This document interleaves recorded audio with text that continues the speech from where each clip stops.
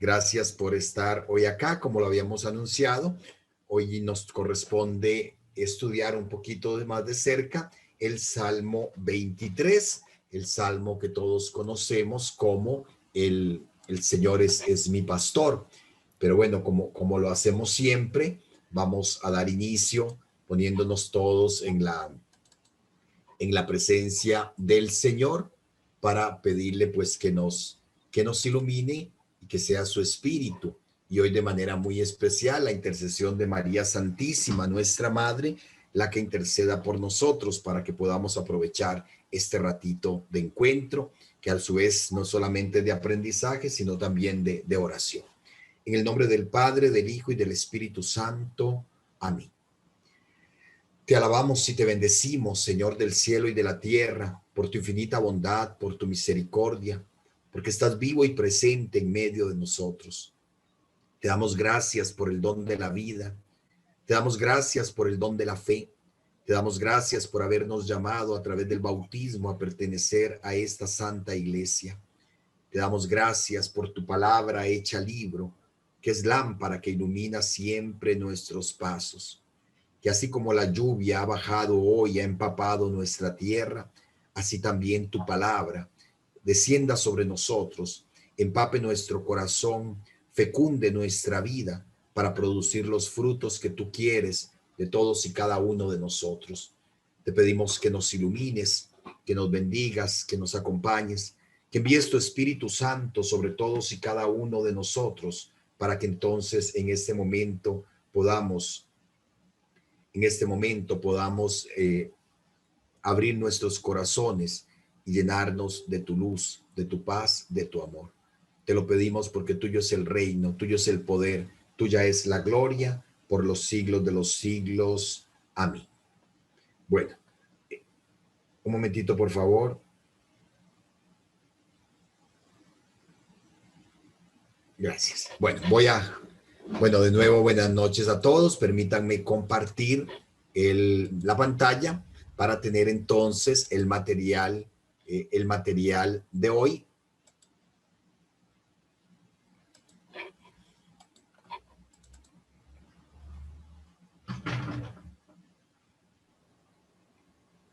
Tengo un problemita ahí. Vamos a ver. Ok. ¿Pueden ver mi pantalla? Dígame si sí. Sí. Señor. Sí, ok, gracias. Bueno. Como les decía, vamos a acercarnos hoy al Salmo 23, ¿verdad? Uno de los salmos más conocidos y que es subtitulado Un grito a la confianza divina. Para empezar, a manera de introducción, algunas opiniones importantes sobre este salmo. Recordemos que cuando vimos el salmo primero, decíamos que era el salmo del universo, el salmo que el Papa Pablo VI envió el salmo 8, el salmo del universo, el salmo que el Papa Pablo VI envió a la luna cuando los astronautas estadounidenses hicieron el primer viaje. Pues este de hoy es considerado la perla de los salmos. Así se le llama al Salmo 8 entre los estudiosos, la perla de los salmos. Y el Papa Benedicto nos decía, dirigirse al Señor en la oración implica siempre un acto de confianza, con la conciencia de confiarse a un Dios que es bueno, misericordioso, lento a la ira y rico en fidelidad. Y esto es precisamente lo que encontramos en este salmo. El orante expresa su serena certeza de que es guiado y protegido, puesto a salvo de todo peligro, porque el Señor es su pastor. Nos decía el Papa Benedicto en el 2011 en la audiencia general, donde realizó una catequesis sobre los salmos. Decía Becker, un clérigo protestante estadounidense y luchador contra la esclavitud, decía, bendito el día en que nació este salmo, pues él ha calmado más el dolor que toda la filosofía del mundo. Y el filósofo francés Bergson decía: los centenares de libros que yo he leído no me han procurado tanta luz y tanto consuelo como el verso de este salmo. El Señor es mi pastor, nada me falta. Aunque camine por cañadas oscuras, nada temo, porque tú vas conmigo. El Salmo 23, sin duda, es uno de los más hermosos salmos de la Biblia. Siempre actual, siempre aleccionador, siempre consolador. Su inmortalidad le viene de su sentido espiritual, de su poesía, de su emotividad profundamente religiosa, sobre todo porque utiliza una imagen muy tierna, una imagen que, aunque nosotros no estemos habituados al ambiente pastoril, sin embargo, es una imagen que dice mucho, pues precisamente es una imagen que encierra toda una enseñanza, vamos a ver, tanto del Antiguo como del Nuevo Testamento. Cuando comparamos a Dios, o utilizamos la comparación del pastor para referirnos a nuestra relación con Dios.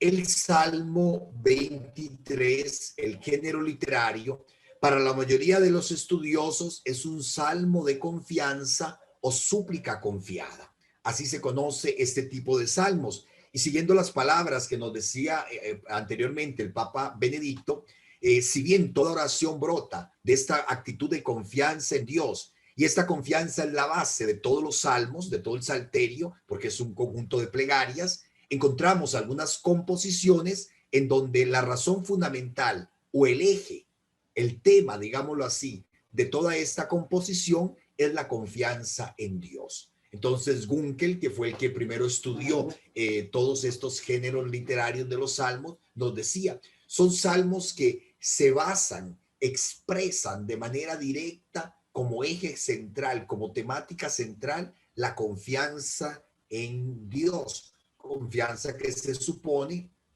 está a la base de toda oración. Si nosotros vemos los títulos, la mayoría de los títulos lo llaman o hacen referencia al pastor. La Biblia de Jerusalén lo llama el buen pastor, el Salmo del buen pastor. Baccari, que es un teólogo biblista italiano, especialista en salmos, lo llama el Salmo del pastor divino, ¿verdad? Y la mayoría de los salmos la mayoría de los autores titulan este salmo gracias al versículo segundo, que es precisamente el que afirma: el Señor es mi pastor. Sin embargo, si nosotros analizamos, hacemos una lectura atenta, vamos a darnos cuenta que la verdadera clave de lectura no se centra solamente en la idea del pastor, sino también del anfitrión.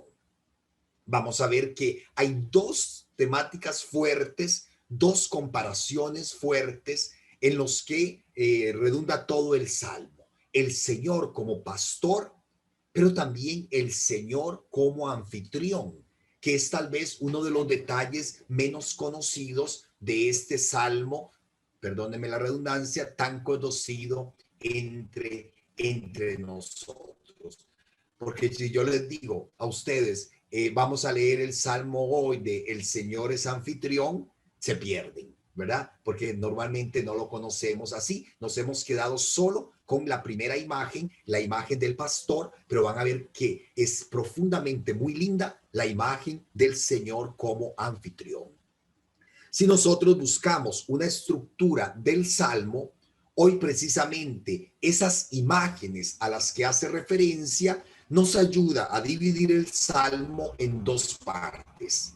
La primera parte, que es del versículo 1 al 4, encontramos precisamente esa imagen de pastor que evoca el ambiente nómada del pastoreo. Recordemos que los nómadas son los pueblos que van de un lado a otro, sobre todo porque su vida gira en torno a la ganadería y tienen pues que andar buscando pastos para su ganado, para normalmente en ese ambiente palestino, para las ovejas. Y además de ese ambiente nómada de pastoreo, se enfatiza en esa experiencia de conocimiento recíproco que se establece entre el pastor y las ovejas. Como les decía, nosotros no estamos habituados a este tipo de ganadería.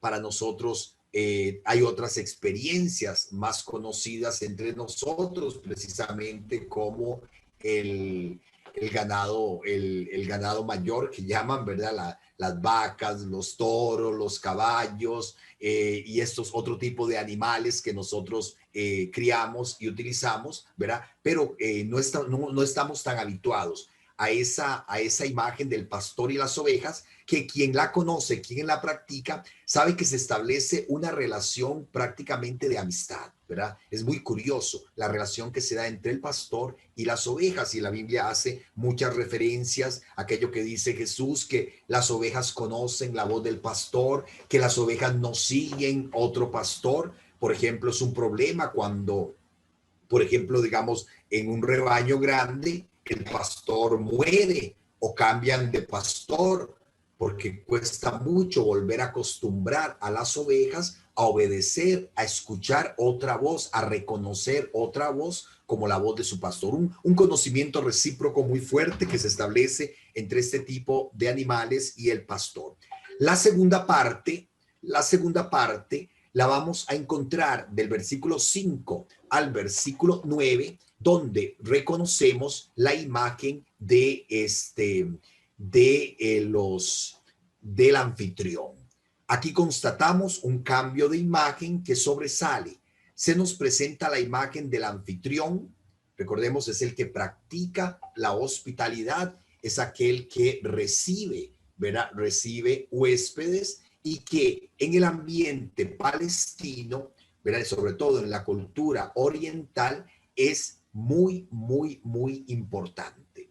Uno de los valores fundamentales que no puede faltar y que no falta en la cultura oriental, no solamente en la región de Palestina, sino casi que en toda la cultura oriental, y lo vamos a ver, es la hospitalidad. Prácticamente es una virtud o una cualidad sagrada, un mandato divino, el ser, el hospedar al peregrino, el hospedar al extranjero. Me preguntan por allí, ¿verdad? Que por qué se nos compara con las ovejas. Vamos a ver que es una imagen que desde el Antiguo Testamento, porque vamos a ver que a Dios se le compara siempre con el pastor. Y vamos a ver más adelante que esa imagen de pastor hacía referencia a la divinidad, pero también a la monarquía, al rey. El rey tenía que ser el pastor, en el sentido de que es el rey el que guía, el que alimenta, el que protege, el que cuida, el que defiende a las ovejas. Y entonces, si la autoridad que representa a Yahvé, en este caso, en el caso judeocristiano, se le compara con pastor, ¿verdad? Entonces, pues a la grey, al pueblo, a nosotros se nos compara como ovejas, en el sentido de que seguimos o estamos llamados a seguir a ese pastor. Bueno, pero en el centro del Salmo vamos a encontrar algo importante. En el centro del Salmo encontramos, porque tú estás conmigo. Ese es como el centro unificador de todo el Salmo. Es en la parte que une tanto la primera como la segunda, la segunda parte. Entonces encontramos, ¿verdad? Encontramos la primera parte que gira en torno a la idea del pastor, la segunda parte que gira en torno a la idea del anfitrión, y van a ver que cuando lo leamos detenidamente, a veces no le hemos puesto cuidado a ese salto que se hace de en las imágenes que utiliza el Salmo. ¿Ok? Bueno, eh, estas imágenes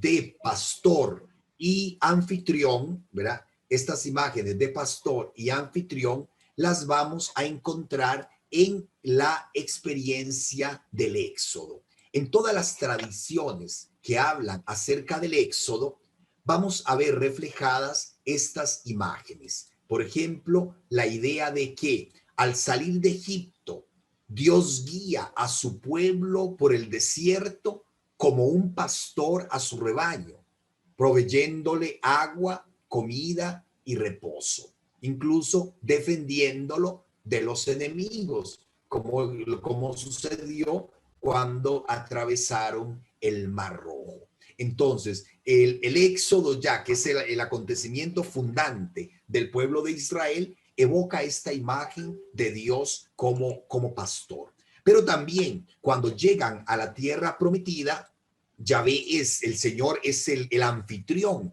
que los recibe en el territorio. Y ahí tenemos experiencias también reflejadas en otros salmos, como el Salmo 68 y el Éxodo y el libro del Éxodo. Entonces, lo importante es que estas dos imágenes, estas dos comparaciones que utiliza el Salmo, hunden sus raíces precisamente en la experiencia del Éxodo.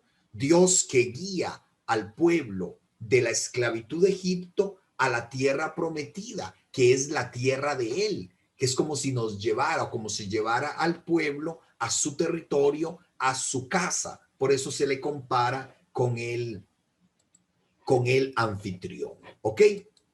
Ahora, vamos a analizar poco. Bueno, vamos primero a leer el texto completo, ¿verdad? El texto completo, tal y como aparece en la Biblia de Jerusalén, ¿verdad? Dice, bueno, el versículo 1, Salmo de David: el Señor es mi pastor, nada me falta. En verdes pastos me hace reposar. Me conduce a fuentes tranquilas. Allí reparo mis fuerzas. Me guía por cañadas seguras, haciendo honor a su nombre. Aunque camine por valles tenebrosos, ningún mal temo, porque tú estás conmigo.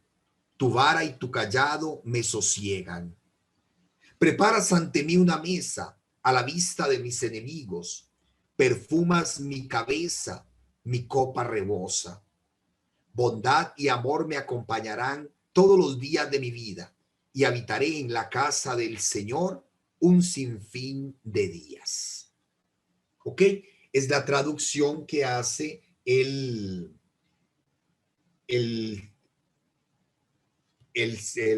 la Biblia de Jerusalén. Bueno, entonces empezamos con el versículo primero, que podemos dividirlo en dos partes. 1a sería la notación litúrgica que siempre vienen en los salmos, que es eso que dice ahí, Salmo de David, ¿verdad? Y inmediatamente aparece la imagen principal. El Señor es mi pastor, nada me falta.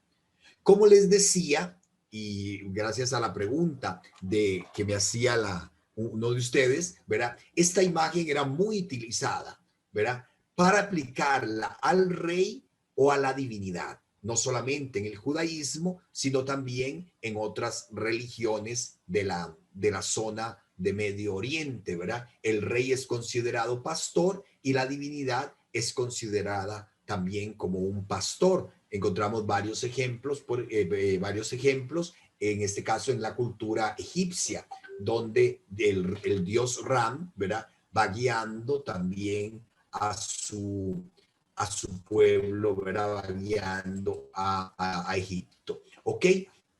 En el Antiguo Testamento, pues obviamente esta idea, ¿verdad? Está muy fundamentada para evocar la relación de Dios con el pueblo. El Salmo 82, permítanme leérselos un momentito, porque es muy claro, ¿verdad?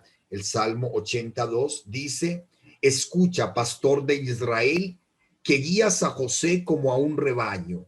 Brilla desde tu trono de querubines sobre Efraín, Benjamín y Manasés. Despierta tu poder y ven a salvarnos. Se le llama directamente a Dios pastor de Israel.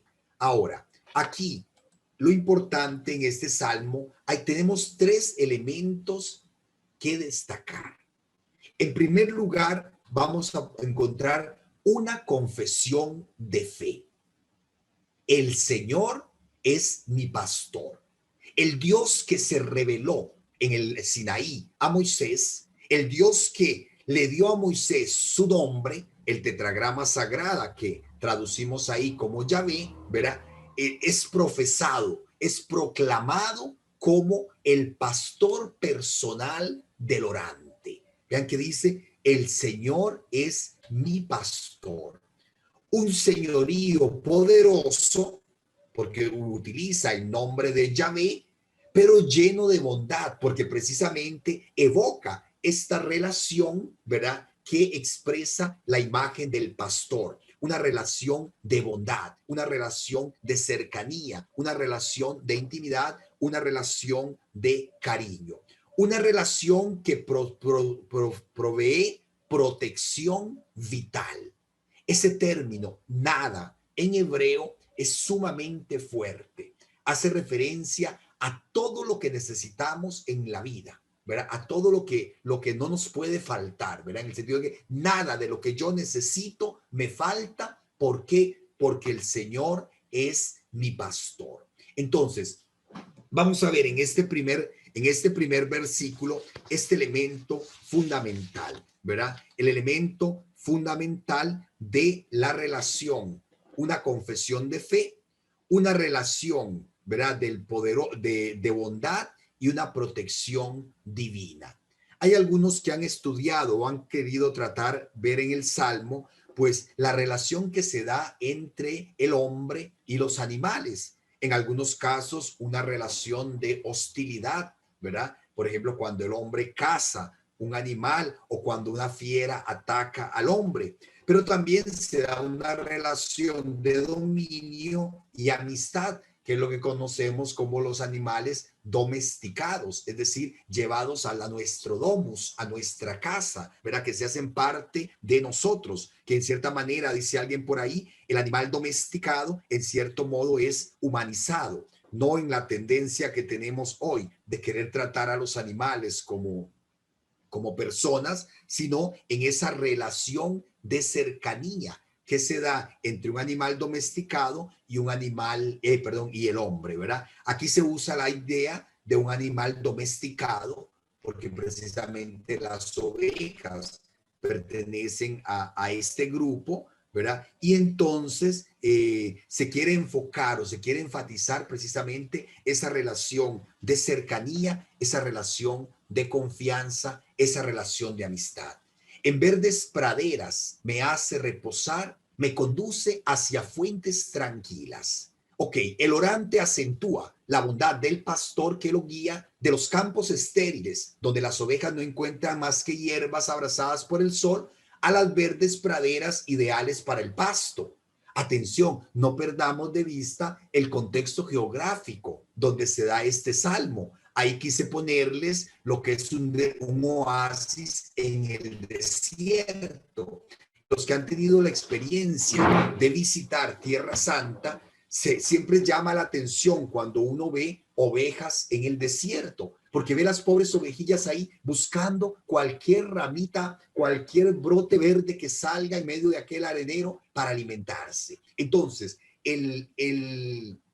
la protección vital que da el pastor a las ovejas precisamente se enfatiza en eso, en el trabajo constante que el pastor tiene que hacer por buscar verdes praderas y por buscar aguas, ¿verdad? Aguas tranquilas, aguas de remanso, ¿cómo se llama? Para que las ovejas puedan alimentarse. Vean que aquí es muy importante.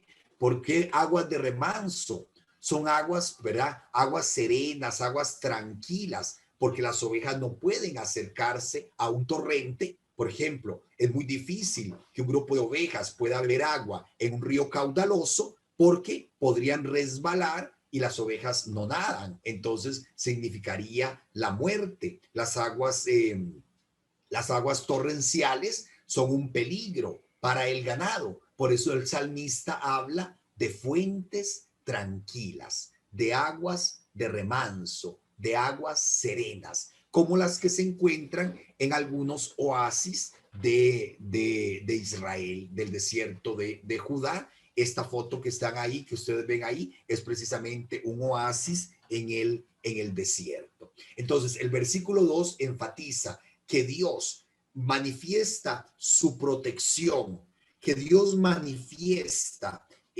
su ternura buscando lo mejor para nosotros. En verdes praderas nos hace reposar, en lugares donde abunda el alimento y nos provee de agua cómo proveyó a Israel de agua en el desierto cuando iban camino hacia la tierra prometida. Repara mis fuerzas, me conduce por senderos justos por amor de su nombre. Atención, el agua no solamente quita la sed tras una caminata, sino que devuelve el respiro y las fuerzas. Como decía Alonso Shekel, al ser agua de manantial, el agua entra no solo por la garganta reseca, sino por los ojos y la piel. Resuena la imagen del agua como bebida, pero también del agua como vida. Imagínense, por ejemplo, esta es una foto que pude tomar yo cuando estábamos en el curso de geografía bíblica.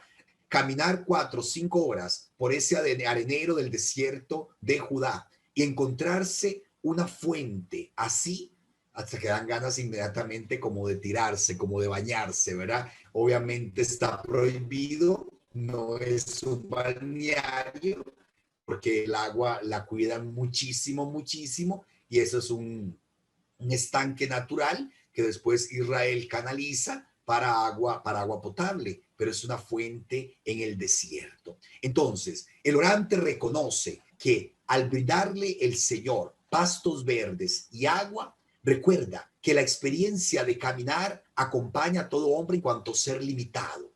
Si las fuerzas se reparan, es para seguir el camino. Repara mis fuerzas. Un detalle muy lindo. Se evoca la idea de que el salmista reconoce que es un ser en camino. Es un ser en camino, ¿verdad? Y que entonces el beber agua, el alimentarse, no es para quedarse ahí, ¿verdad? No es para quedarse ahí, sino para continuar el camino. Me preguntan por ahí, había escuchado una ocasión que una de las características de las ovejas es que dependen enormemente del pastor para sobrevivir. Pues obviamente, aunque son animales, tienen su instinto, pero al haber sido domesticados de esa manera, pues dependen de la guía, de la protección y del cuidado del pastor, sobre todo porque vamos a ver los elementos, los peligros que corren las ovejas en lugares hostiles como los desiertos, ¿ok? Entonces, en ese sentido, ¿verdad? Dios nos conduce por sendas justas, sendas justas. La solicitud del pastor guía al rebaño por caminos en donde el ganado no se haga daño.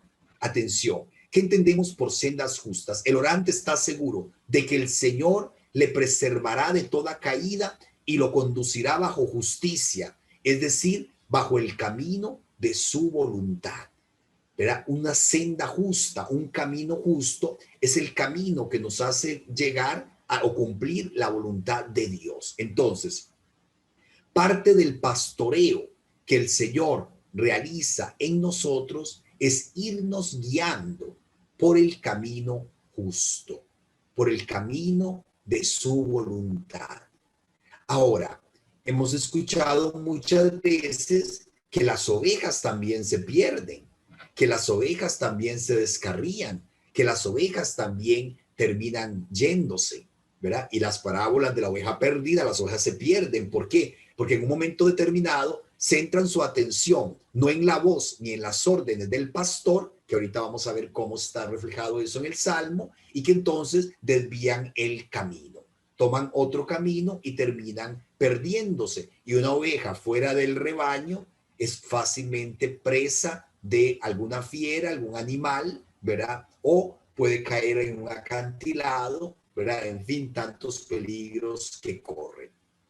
El Salmo dice, por el honor de tu nombre o por el amor de tu nombre, y que implica decir como indica tu nombre. El Señor, Yahvé, el Señor, yo seré tu Dios. Acuérdense que Yahvé hace referencia, el nombre de Yahvé hace referencia a la alianza. Con este nombre me invocarán. Yo seré su Dios y ustedes serán mi pueblo. Entonces, por el honor de su nombre, indica, es como decir, porque Dios así lo ha querido, porque Dios así lo ha manifestado, ¿verdad? Entonces, tengamos presente tengamos presente eso, ¿verdad?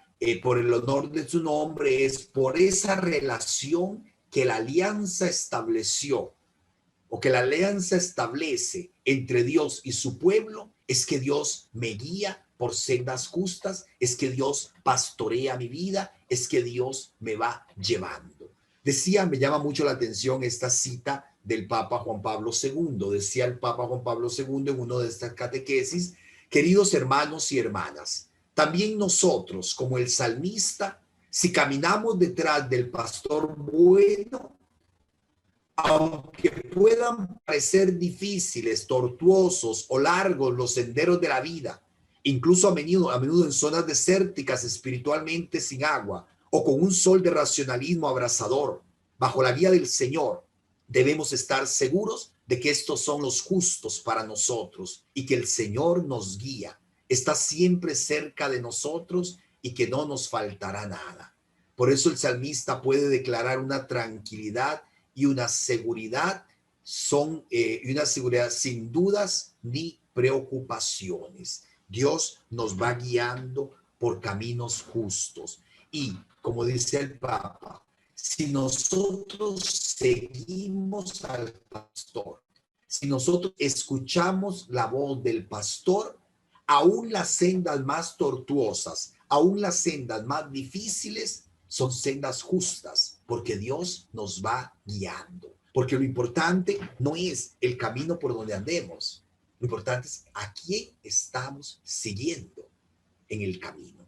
¿Quién es el que pastorea nuestra vida? Por eso vea que inmediatamente se hace mención a los peligros. Aunque camine por cañados oscuros, nada temo, porque tú vas conmigo. Tu vara y tu callado me sosiegan. Nos habla también de los peligros en la marcha del ganado, en la marcha del rebaño, en este caso.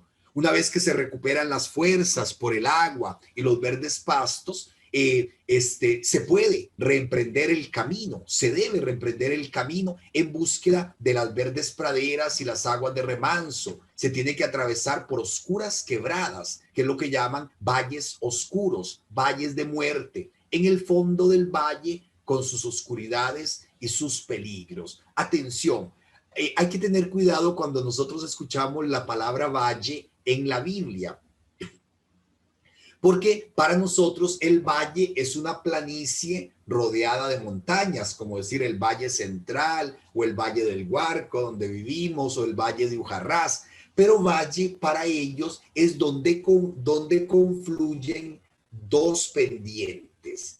Más o menos sería como una quebrada para nosotros. Por eso es que se habla de valles oscuros, ¿verdad? De lugares de peligro, de lugares de muerte. ¿Por qué? Porque aquí tenemos dos sentidos. El sentido real, en esos valles oscuros, en esos barrancos, es que no me viene la palabra realmente, ¿verdad? En esas quebradas, digamos, donde confluyen dos pendientes, es donde hay más peligro de que se escondan los animales feroces, ¿verdad? Los animales que buscan acabar con los rebaños, ¿verdad? Entonces, si una oveja perder el camino, pues en la oscuridad las ovejas se inquietan, corren el riesgo de caerse, de alejarse o de perder ese camino, ¿verdad? Entonces, el cañón, gracias, sí.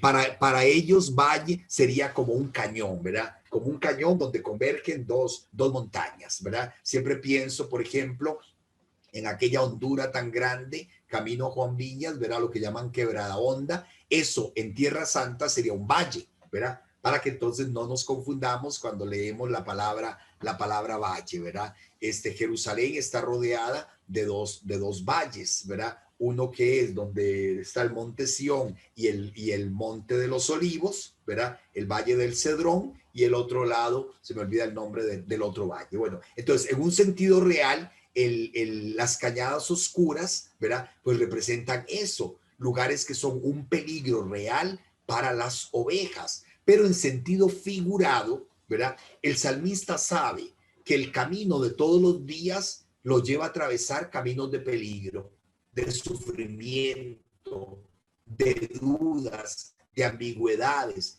de todos los problemas humanos con sus ambigüedades y sus amenazas. La vida está llena de peligros que nos pueden hacer perder la misma vida o perder el a quien vamos siguiendo. Por eso, inmediatamente, ante este peligro, ante esta dificultad, ante el dramatismo de esta imagen, el salmista grita, no temo. Por eso se le llama un salmo de confianza. Sé que hay muchos peligros, sé que hay muchas dificultades, sé que hay muchos problemas en el camino de la vida, pero no tengo miedo, no temo. ¿Por qué? Porque tú estás conmigo. Vean que el primer versículo se refiere a Dios en tercera persona singular. El Señor es mi pastor.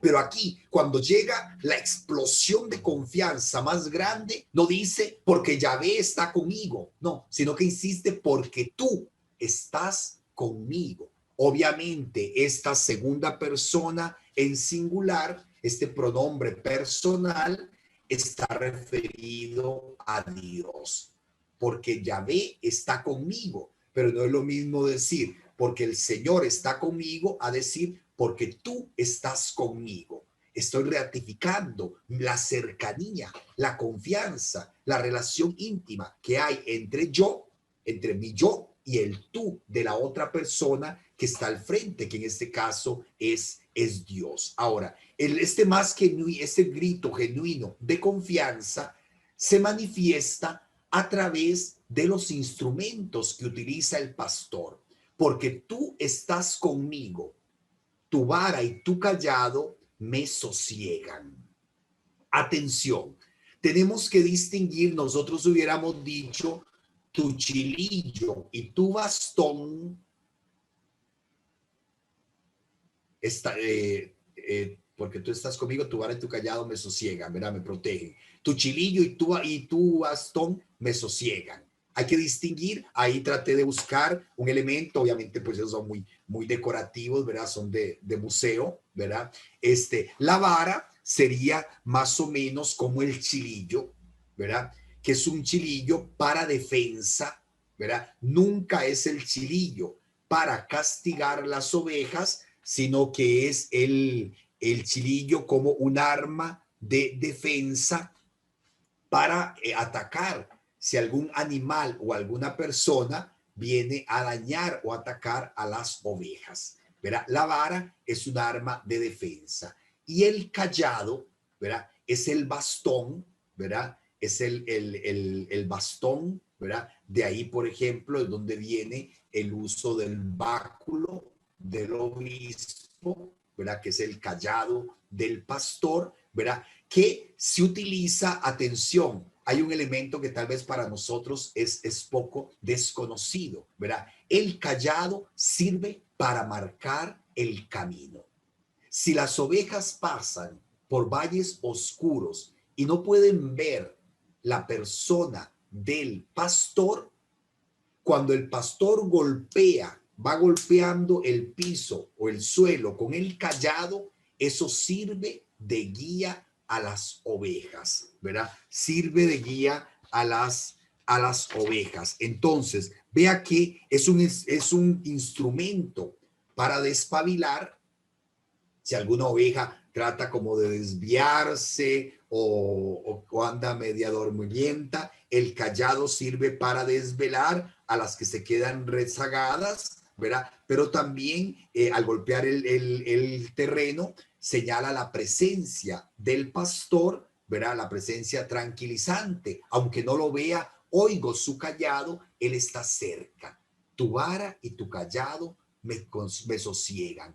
Infunde aliento y confianza sin temores cuando son usadas por aquel que guía, porque vea que una vara o un callado en sí mismo son instrumentos inertes que no sirven para nada por sí solos. Lo importante es que es tu vara y tu callado, ¿verdad? Los instrumentos con los que Dios protege, guía y acompaña a su pueblo. a las ovejas. Entonces vean que es una explosión de confianza profunda. No temo, ¿por qué? Porque tú estás conmigo, porque tú me defiendes, porque tú vas marcando el camino que yo tengo que seguir. Tu vara y tu callado me sosiegan. ¿Ok?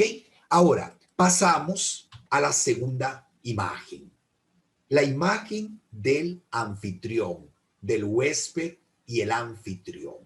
Vean que, no sé si ustedes han notado, tu vara y tu callado me sosiegan. Preparas ante mí una mesa. Ya aquí no está hablando de un pastor, porque el pastor no prepara una mesa para sus ovejas, ¿verdad? Un pastor, ¿verdad? Dice, a la vista de mis enemigos, un pastor no se va a poner a darle de comer a las ovejas frente a una jauría de lobos o de perros o de algún animal que pueda dañar las ovejas. Vean que aquí cambia la imagen, pero cambia de manera abrupta, así como que no nos da, de un momento a otro está cambiando de imagen.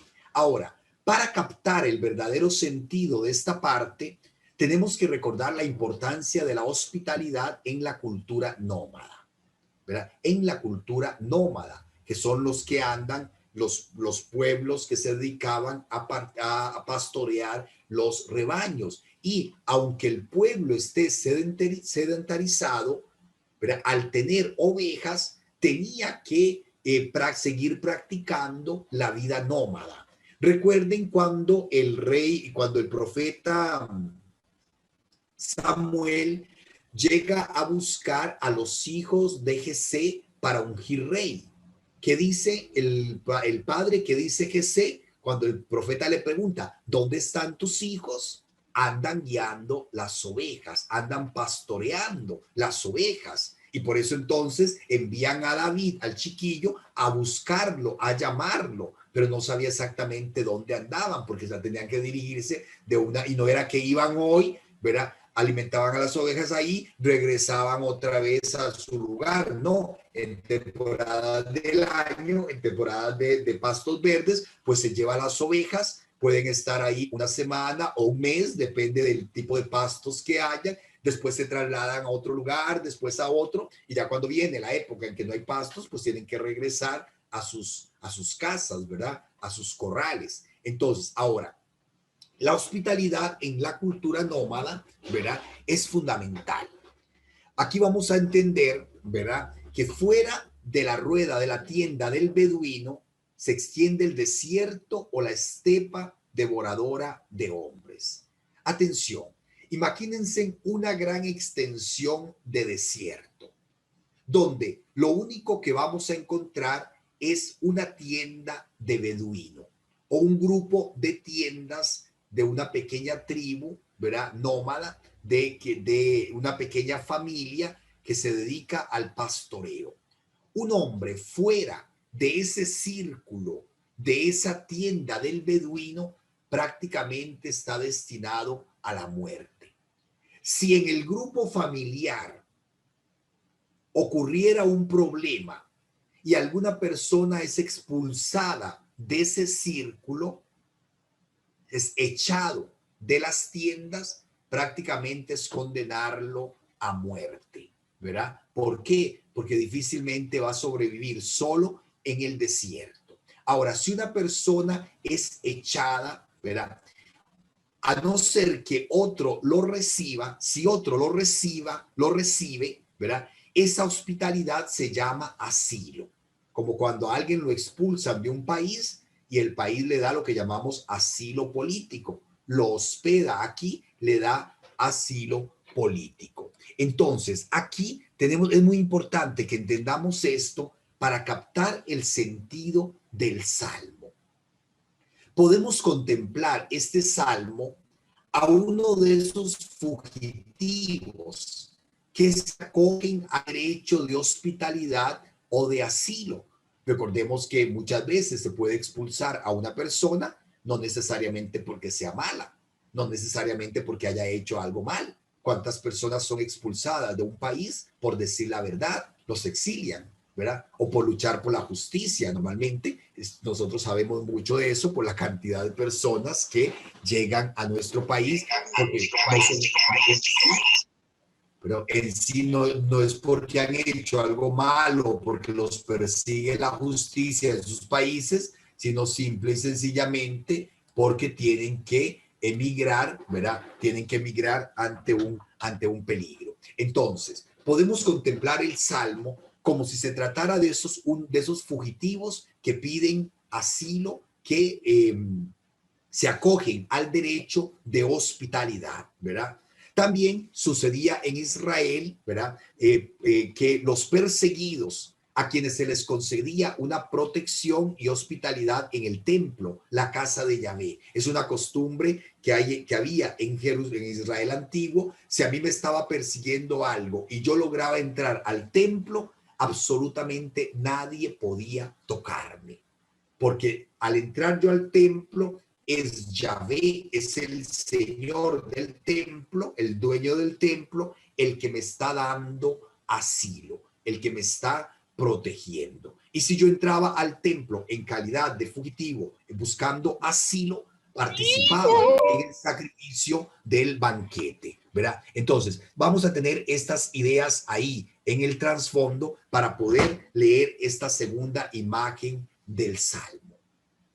Preparas ante una mesa delante de mis enemigos. Atención, vean que ya aquí no estamos hablando de pastor, ¿verdad? Vean que ya aquí no estamos hablando de pastor, estamos hablando de un anfitrión, de alguien que prepara una mesa para un invitado. El orante, asilado en la presencia del Señor, goza del beneficio de la hospitalidad. El jeque, como se llama al jefe de los beduinos, lo acoge en su tienda y lo hace su comensal. Cuando uno llega a una tienda de beduinos, lo primero que hacen es ofrecerle comida. Para ellos, el gesto de compartir comida no es solamente el sentarse a comer, es compartir la vida, es una oferta de comunión, de amistad que crea vínculos. Algo que nosotros muy pocas veces meditamos y lo que significa compartir el pan.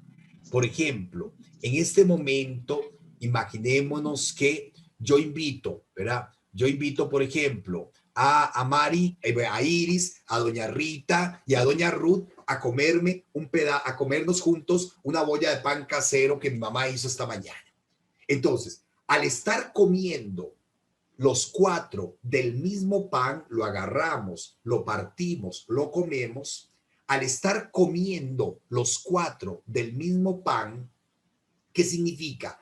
Que el pan que yo estoy comiendo se hace vida en mí. Que el pan que se está comiendo doña Rita se convierte en vida para ella. Que el pan que come Iris y que come Ruth también se convierten en vida para ella, pero es vida que brota del mismo pan. Entonces, la vida que yo tengo dentro al haberme comido ese pan es la misma que tiene Rita, que tiene Iris, que tiene Ruth. Compartimos el mismo pan y ese mismo alimento se hace vida en nosotros y entonces crea esa comunión. Hay algo de la vida que brotó del pan que está en Rita, que está en Ruth, que está en Iris y que está en mí. Entonces, no es comer por comer, es un ambiente, una cuestión muy importante en el trasfondo de los banquetes en Medio Oriente y de todos los banquetes que hablan en la Biblia. Entonces, vean que el gesto de compartir comida crea un vínculo, una amistad, una solidaridad. Si el dueño de la casa me invita a mí a comer, ¿verdad? Y alguien que anda persiguiéndome, un enemigo mío, llega, no puede hacer absolutamente nada. Porque al ver que yo estoy comiendo con el dueño de la casa, ¿verdad? Significa que estoy disfrutando de su hospitalidad, que estoy bajo su protección y por lo tanto no pueden atentar contra el derecho sagrado de la hospitalidad. Por ejemplo, si alguien está en mi casa, yo soy el que protejo y defiendo a esa persona. Y por voluntad de Dios, así lo considera la cultura oriental, nadie puede hacerle daño a esa persona, ¿verdad? Porque entonces estaría violando, estaría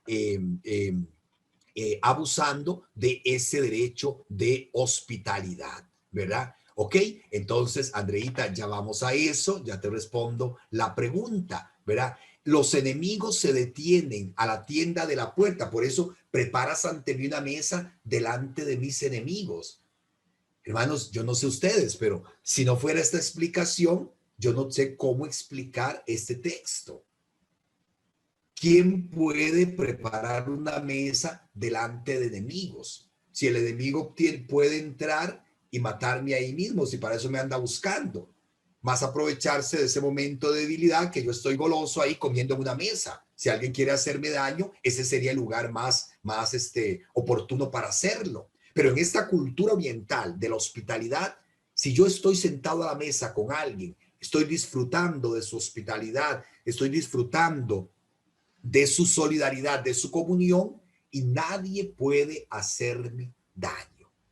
El orante se sabe bajo la protección amorosa de Dios, una protección que anula totalmente la acción de los enemigos, porque estoy en la protección de Dios, porque el Señor prepara una mesa ante mí, mis enemigos no pueden hacer absolutamente nada. Y Andrea, te respondo con esta pregunta que está ahí. ¿Qué sentirá el diablo cuando nos ve acercarnos a la mesa que el Señor nos prepara en la Eucaristía? Se siente inútil. Sabe que si nosotros estamos en comunión con el Señor, no puede hacernos absolutamente nada. No puede hacernos absolutamente nada. Entonces sí hay una referencia, una lectura eclesial hace una referencia a la mesa que Dios prepara para nosotros en cada Eucaristía. Preparas ante mí una mesa delante de mis enemigos. Y el enemigo, al verme sentado a tu mesa, sabe que no puede hacer absolutamente nada. Claro que es una imagen muy fuerte, Eliezer, estar en la mesa del Señor. Todo lo que he dicho del banquete, estar en la, no solamente es comulgar, obviamente para nosotros es sacramento del cuerpo y sangre de Cristo, pero es un banquete divino, un banquete que nos pone en comunión íntima con Dios, que nos hace participar de la vida de Dios y que paraliza la acción del enemigo en nuestra vida, ¿verdad? Entonces es muy importante y muy hermoso. Claro que sí, es una imagen hermosísima. Por eso les puse esa pregunta ahí. ¿Qué sentirá el diablo cuando nos ve acercarnos a la Eucaristía? Nada, está paralizado, no puede hacernos nada porque sabe que estamos bajo la protección de Dios. Es el Señor que nos protege, es el Señor quien nos convida, es el Señor quien nos está dando su misma vida. ¿Qué mejor protección vamos a tener? Inmediatamente dice el Salmo, preparas ante mí una mesa delante de mis enemigos, y la segunda dice, me unges con perfume la cabeza y mi copa está rebosando. Es decir, es una hospitalidad que se derrocha.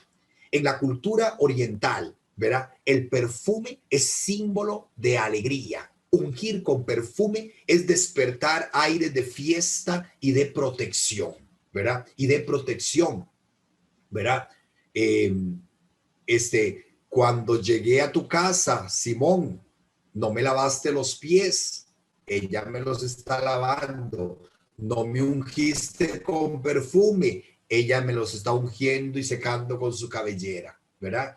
Hace referencia precisamente a esa hospitalidad que se derrocha. Ungir con perfume, despertar aire de fiesta y protección. Y la copa rebosante, pues nos habla también de abundancia, ¿verdad? Porque hace referencia indirecta al vino, que es señal de vida y de alegría. Es señal de vida y alegría. Entonces, alguien dice, bueno, es que si el salmo es el Señor mi pastor, el pastor unge a veces con aceite la cabeza de las ovejas para curarle las heridas, para que, bueno, si se han lastimado, sí, pero vean que aquí la imagen no habla de aceite, habla de perfume, ¿verdad? Me unges con perfume la cabeza y mi copa está rebosando. Gestos propios de la hospitalidad oriental. El salmista, el orante, sabe, ¿verdad?, que al estar bajo la protección de Dios está rebosante de vida, rebosante de alegría. Por eso dijo al principio, nada me falta. El Señor es mi pastor, nada me falta. Esto es muy lindo. Tu bondad y tu misericordia me seguirán todos los días de mi vida y habitaré en la casa del Señor por días sin término, dice el versículo 6. Entonces vea que en la hospitalidad, atención, continuamos con la historia de la hospitalidad en Oriente. Yo fui recibido como huésped, yo pedí asilo a una tienda de beduinos, pero tengo que continuar mi camino, no me puedo quedar ahí, tengo que ir a otro lugar. Pero yo al salir de la tienda corro el riesgo de que los enemigos me estén esperando. Y si yo voy solo, voy a ser presa fácil para el enemigo. Entonces, el rito de hospitalidad obligaba que cuando el fugitivo había comido y bebido, el jeque, el jefe de los beduinos, le ofrece una escolta de 2 hombres para que lo acompañen a su destino. Oigan qué lindo, no es solo darle de comer, es ayudarlo para que pueda llegar felizmente a su destino. Y por eso le pone 2 hombres, 2 escoltas para que lo acompañen. Vean que aquí la escolta que da Dios, ¿verdad? Son 2 cualidades personificadas: la bondad, el amor y la misericordia, el gesed de Dios nos acompañan todos los días de nuestra vida. Entonces, vean que dice tu bondad, tu misericordia, ¿verdad? Haciendo referencia precisamente al tú que decía en el centro, tú estás conmigo. Tú preparas una mesa, ¿verdad? Tú unges mi cabeza, ¿verdad? Tú haces rebosar mi copa y ahora tu bondad y tu misericordia me van a acompañar, me van a defender, me van a guiar, me van a llevar protegiéndome todos los días de mi vida. Ya no es solamente hasta que yo llegue a un destino, ¿verdad? Sino que y habitaré en la casa del Señor por días sin término. Vean que hay un cambio en la situación. Ya no son los enemigos los que van a perseguirme, sino que son la bondad y la misericordia de Dios las que seguirán al orante todos los días de su vida. Todos los días de su vida. Entonces vean que es un salmo que nos habla precisamente del camino y nos habla de cuál es nuestro destino: habitar en la casa del Señor. Si nosotros ponemos nuestra confianza plena en Dios, si nosotros, a pesar de las dificultades, nos dejamos guiar por la voz del pastor, sabemos que, guiados por la bondad y la misericordia del mismo Dios, un día habitaremos en la casa del Señor, que sabemos que no hace referencia nada más al templo de Jerusalén, sino que hace referencia a las moradas eternas en el cielo, ¿verdad? Aquel que ha experimentado la salvación del Señor desea para siempre permanecer en el recinto de salvación, en el santuario. Y nos decía el Papa Benedicto, el camino del orante adquiere un nuevo sentido y se convierte en el camino de peregrinación hacia la casa del Padre. La vida del creyente es un caminar hacia el cielo. ¿Se acuerdan la canción tan linda? Somos los peregrinos que vamos hacia el cielo. Y en ese camino hacia el cielo, la bondad y la misericordia de Dios, de ese Dios que nos ha acogido, de ese Dios que nos protege, de ese Dios que nos alimenta, de ese Dios que nos cuida, la bondad y la misericordia de Él nos siguen acompañando cada día hasta que lleguemos a la meta definitiva. Y les termino hoy este salmo con una pequeña homilía del Papa Benedicto. Nos decía el Papa: las imágenes de este salmo, con su riqueza y profundidad, han acompañado toda la historia y la experiencia religiosa del pueblo de Israel y acompañan a los cristianos. La figura del pastor, en especial, evoca el tiempo del Éxodo, el largo camino en el desierto, como un rebaño bajo la guía del pastor divino. En la tierra prometida era el rey el que tenía el deber de pacer el rebaño del Señor, como David, pastor elegido por Dios y figura del Mesías. Después, en el exilio en Babilonia, casi un nuevo éxodo. Israel es reconducido a la patria como ovejas dispersas y reencontradas, reconducidas por Dios a los exuberantes pastos y lugares de reposo. Pero oigan qué lindo esto que dice el Papa Benedicto. Pero en el Señor Jesús, que toda la fuerza, es en el Señor Jesús, que toda la fuerza evocadora de nuestro salmo llega a plenitud, encuentra el culmen de su significado. Jesús es el buen pastor que va a buscar a la oveja perdida, que conoce a las ovejas y da la vida por ellas. Él es la vía, el camino justo que lleva a la vida, la luz que ilumina el valle oscuro y que vence nuestros miedos. Él es el anfitrión generoso que nos acoge y nos pone a salvo de los enemigos, preparándonos la mesa de su cuerpo y de su sangre, y en definitiva, del banquete mesiánico en el cielo. Él es el pastor real, rey en la dulzura y en el perdón, entronizado en el leño glorioso de la cruz. Yo creo que cuando les decía que estamos ante la perla de los salmos, todos y cada uno de ustedes entienden por qué. Yo sé que la idea del anfitrión es nueva, ¿verdad? Para muchos, ¿verdad? Ya muchos quizás la hayan oído, pero entonces ya cuando rezamos este salmo, no pensemos solo en el pastor, pensemos aquel que nos acoge en su casa, que nos alimenta, que nos defiende, que nos proteja y que nos protege y que nos ayuda en el camino de todos y cada uno de los días.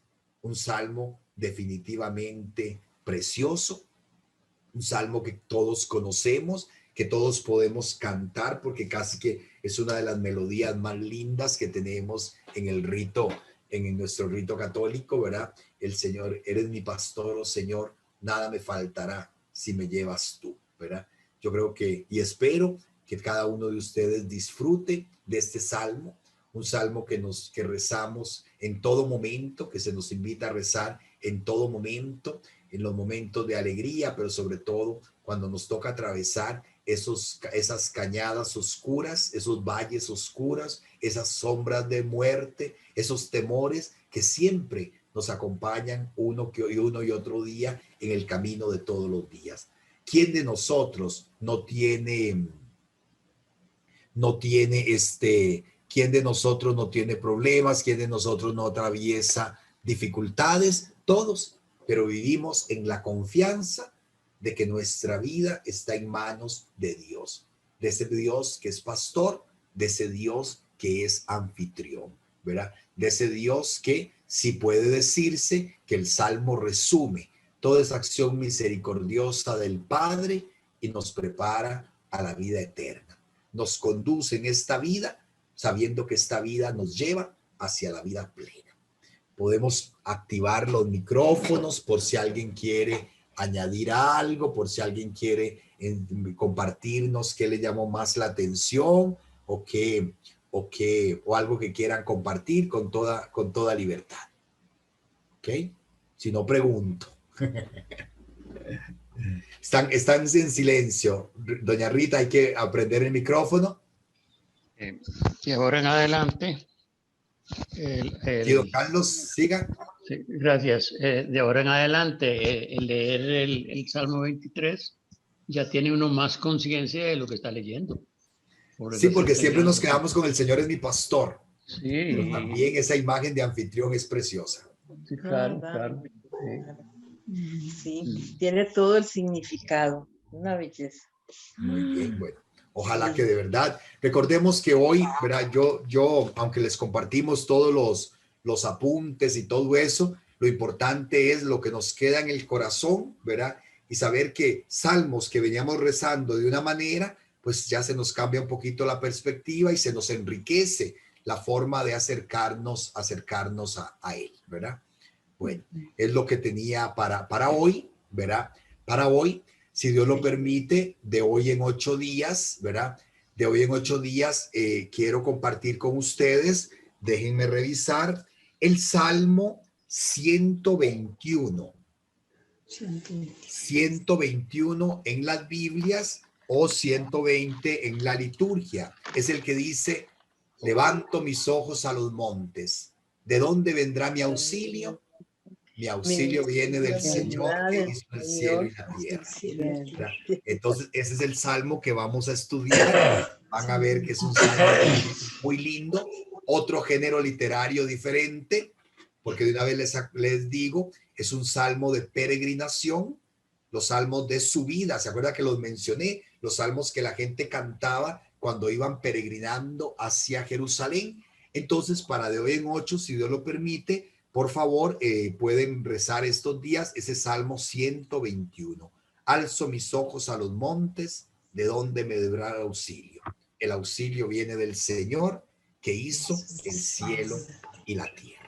¿Verdad? Un salmo también que nos evoca el caminar, nos evoca el peregrinar y nos evoca la confianza en Dios. De hoy en 8 días, Laurita, vamos a caminar por el desierto. Vamos a salir a pie desde Jerusalén, desde Jericó, subiendo por el desierto hasta llegar a Jerusalén, ¿verdad? Para poder cantar allá. Qué alegría cuando me dijeron, este salmo es primo, ¿verdad? Es primo hermano. De qué alegría cuando me dijeron, vamos a la casa del Señor. Vamos a la casa del Señor. Pertenece al mismo grupo, ¿verdad? Pertenece al mismo grupo de salmos de su vida. De hoy en 8 lo vamos a mencionar. Bueno, hermanos, muchísimas gracias, ¿verdad? Se hizo muy corto hoy, pero es un salmo pequeño, ¿verdad? Pero la idea era esa. Vean que hoy hubiéramos tenido que terminar, pero digo yo, no podemos terminar sin el Salmo 121, ni sin el Salmo 50, ¿verdad? Ni sin el Salmo... Bueno, 91. Ya cambié el orden, pero no importa. De hoy en 8 estudiamos el 121 y dejamos de último el Miserere, que es el Salmo penitencial, ¿verdad? Ok, bueno, muchísimas gracias a todos. Gracias.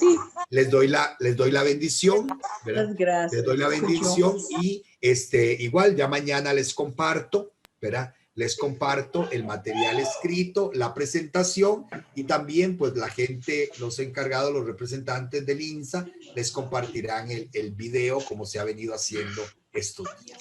Señor esté con ustedes. Y la bendición de Dios Todopoderoso, Padre, Hijo y Espíritu Santo, descienda sobre ustedes y sus familias y los proteja y acompañe ahora y siempre. Amén. Bueno, si a alguno se le olvidó rezar el rosario, recuerde que por lo menos una Ave María hoy se rezó desde Fátima por los presos, ¿verdad? Por los privados de libertad. Se ofreció hoy el Rosario Mundial en esta maratón del Rosario que estamos rezando por el fin de la pandemia y por todas las necesidades del mundo entero. Yo lo recé a las 5 con Monseñor vía Facebook en la Basílica, porque hoy está de 4º aniversario y él quiso rezar el rosario en la Basílica. Entonces, si no lo hemos rezado, por lo menos una Ave María antes de dormirnos, por esas intenciones, ¿verdad? Por los privados de libertad, por Monseñor Mario y por el fin de la pandemia. Muy buenas noches a todos y nos Gracias, vemos. Padre. Dios lo Gracias. Gracias. Dios te bendiga. Buenas noches. Gracias. Buenas noches. Saludos a todos. Gracias, estimado. Gracias. Qué bello, bellísimo. Muchas gracias, Padre Donald. Dios lo bendiga. Hasta mañana. A ustedes también, bendiciones. Gracias, Padre. Amén, gracias. Amén, igualmente.